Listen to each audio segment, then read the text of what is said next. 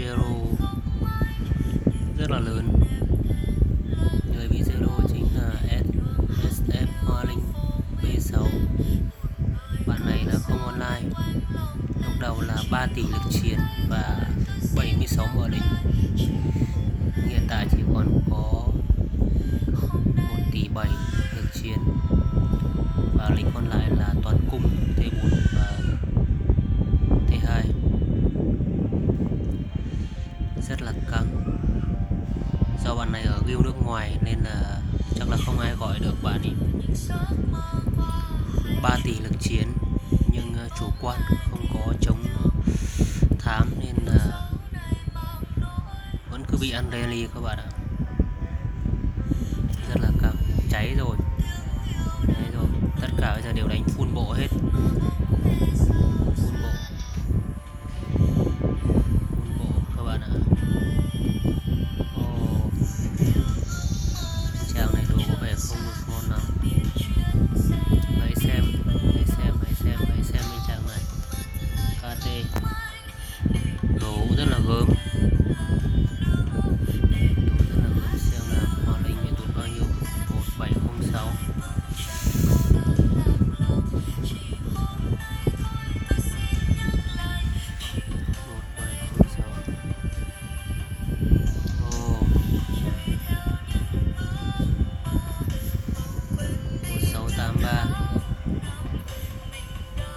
Tủ mưa hơn 20m.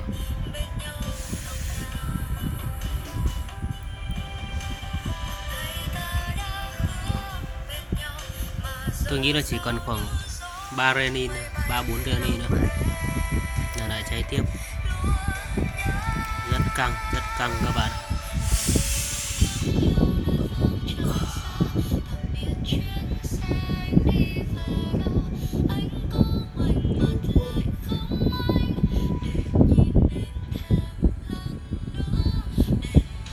Mình cũng quên ngay từ đầu không quay lại cho các bạn xem.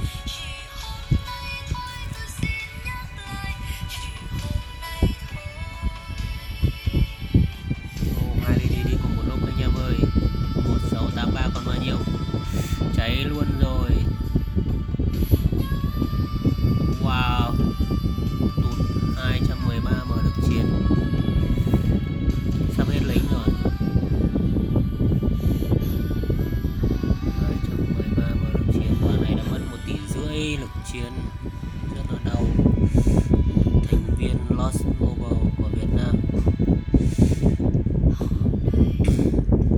Thành viên Lords của Việt Nam. Bạn ấy ở guild quốc tế.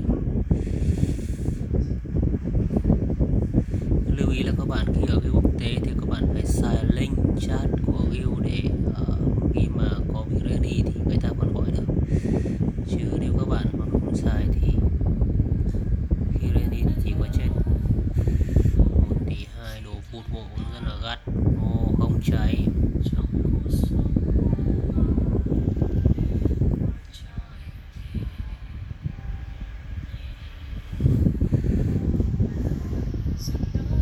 Chàng đánh chúa này đồ rất là mạnh. Đồ rất là cắt. Đồ bộ.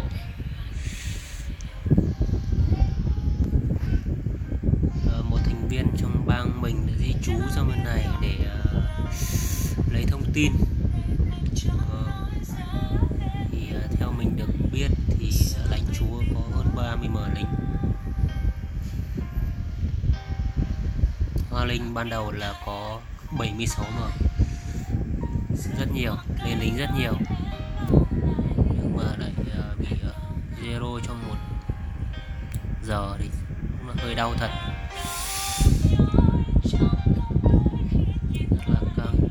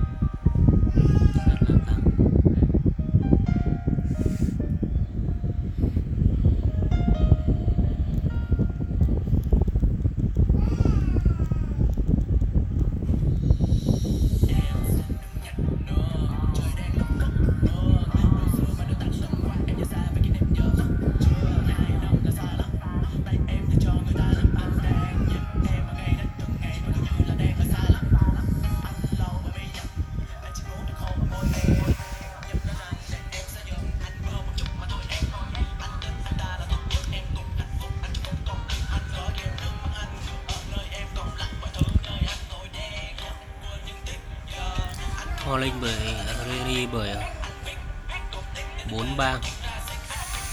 Mình nghĩ là lượt cuối này nữa là zero hết, sẽ không còn lính, rất là đau luôn.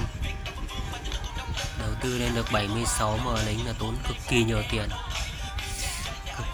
tiền, mà Hoa Linh này rất nhiều lính 4.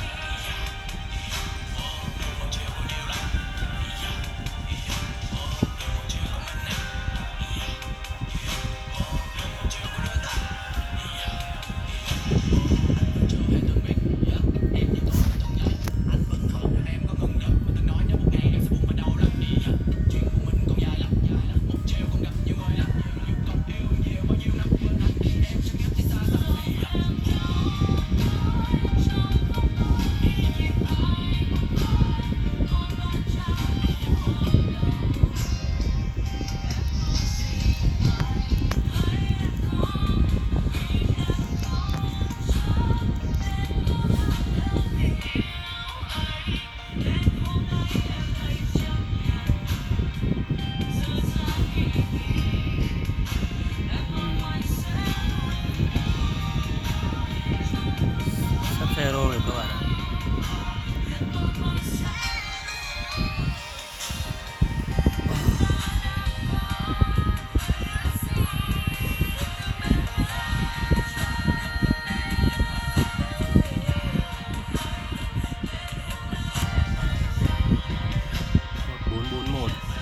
Còn bao nhiêu? Wow. Tụt hơn 100 m. Tụt hơn 100 m các bạn ạ. Xem nào, Hoa Linh nó bị mất tướng chưa? Chưa có. Tụt hơn 100 m. Rất kinh khủng. Wow. Zero rồi các bạn. Zero, chính thức zero rồi.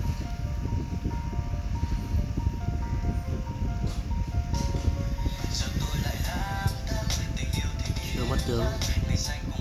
Hình như là chưa mất tướng.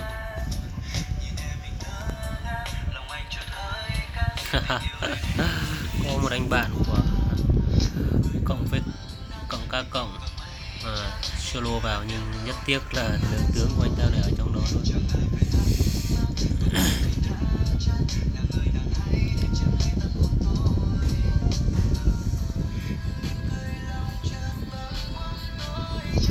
Con này chắc là hết luôn này. 1188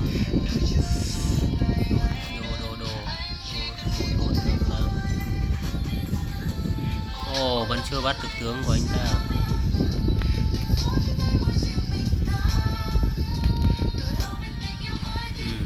Con này chắc là mất luôn rồi.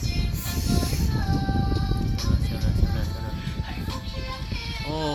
Chưa bắt được tướng. 1038 các bạn ạ. Vẫn còn lính.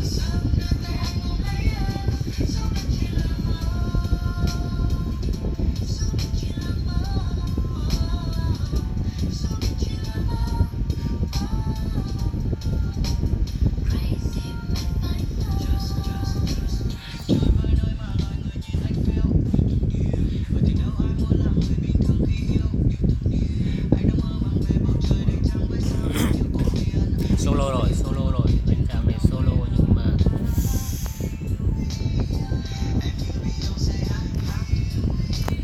anh chàng này solo full vô.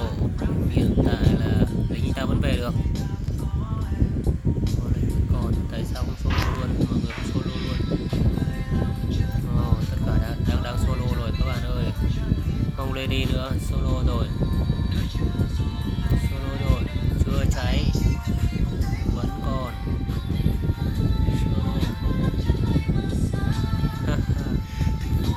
Lên thui. Có vẻ rất là máu bắt tương, máu solo.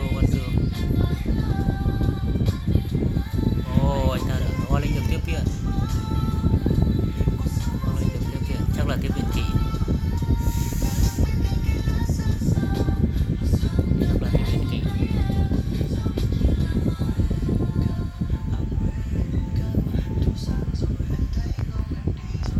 Ta đi gì đây? Chắc vẫn đi bộ. Đúng rồi, ta vẫn đánh bộ.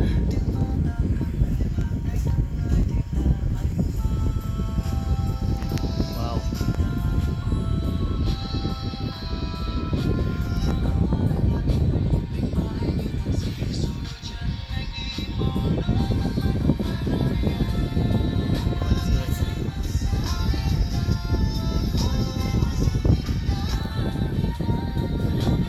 Tụt 10m.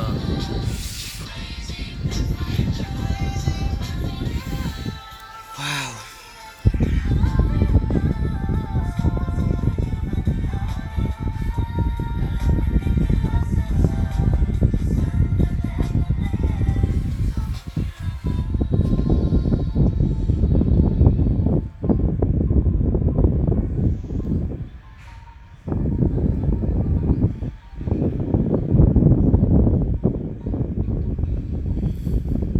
Thật sự là có 76 người lính mà để zero trong vòng 1 tiếng đồng hồ này thì rất là đau, rất là đau.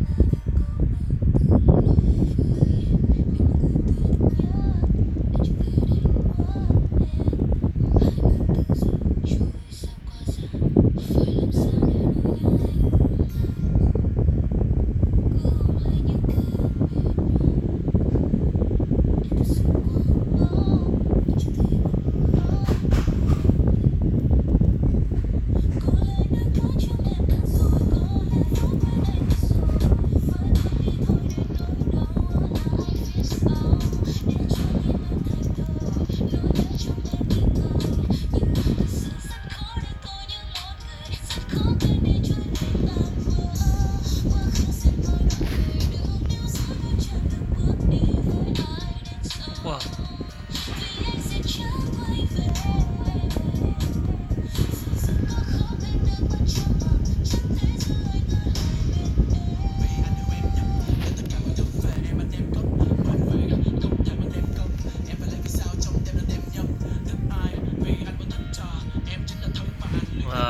Tướng Hoa Linh chính thức bị bắt rồi.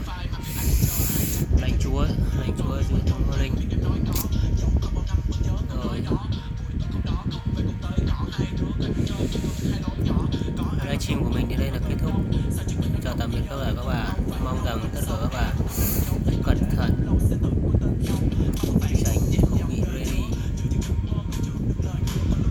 không bị zero. Cảm ơn anh em.